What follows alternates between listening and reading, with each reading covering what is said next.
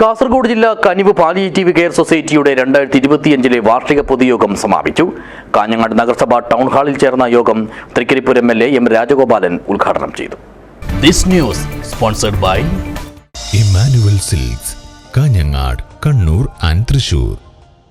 Kasaragod government medical കോളേജിന്റെയും അതോടൊപ്പം തന്നെ കാഞ്ഞങ്ങാട്ടെ അമ്മയും കുഞ്ഞും ആശുപത്രിയുടെയും പ്രവർത്തനം കൂടുതൽ കാര്യക്ഷമമാക്കണമെന്ന് കാസർഗോഡ് ജില്ലാ കനിവ് പാലിയേറ്റീവ് കെയർ സൊസൈറ്റിയുടെ വാർഷിക പൊതുയോഗം സർക്കാരിനോട് ആവശ്യപ്പെട്ടു. കാഞ്ഞങ്ങാട് നഗരസഭ ടൗൺ ഹാളിൽ ചേർന്ന യോഗം തൃക്കരിപ്പൂർ MLA M. രാജഗോപാലൻ ഉദ്ഘാടനം ചെയ്തു.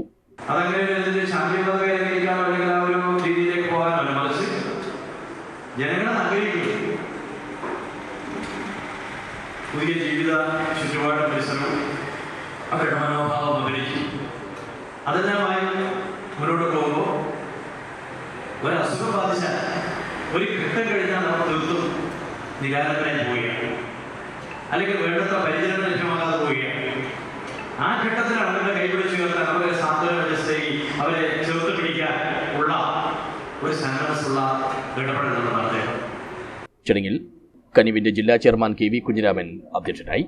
ജില്ലയിലെ മികച്ച പാലിയേറ്റീവ് പ്രവർത്തനത്തിനുള്ള പുരസ്കാരം കയ്യൂർ ചിമേനി പഞ്ചായത്ത് കനിവ് പാലിയേറ്റീവ് കമ്മിറ്റി ഏറ്റുവാങ്ങി. 5000 രൂപയും ഉപഹാരവും അടങ്ങുന്നതാണ് അവാർഡ്.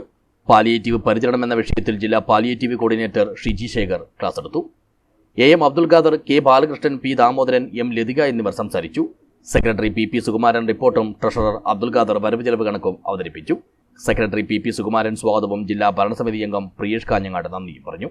കനിവിന്റെ പുതിയ ജില്ലാ ഭാരവാഹികളായി KV കുഞ്ഞിരാമനെ ചെയർമാനായും, P. Damodaran, PC Subaida എന്നിവരെ വൈസ് ചെയർമാൻമാരായും, PP സുകുമാരനെ സെക്രട്ടറിയായും, M. ലതിക, K. ബാലകൃഷ്ണൻ എന്നിവരെ ജോയിന്റ് സെക്രട്ടറിമാരായും, AM അബ്ദുൽ ഖാദറിനെ ട്രഷററായും തെരഞ്ഞെടുത്തു. News bureau, Kanhangad.